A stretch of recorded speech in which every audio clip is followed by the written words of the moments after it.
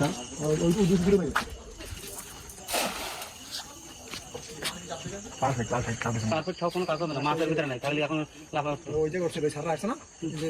দেখো এই পয়সা জন্য কি বললেন মাছ এটা খাই দিতে দিন সব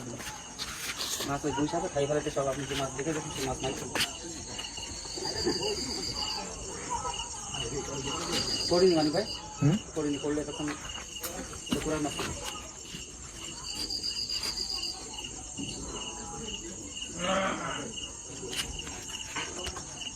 জোর দেশে তো মানে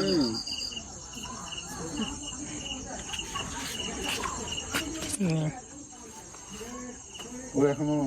হায়াত আছে ভাই মাছ তো ছিল অনেক মাছ আছে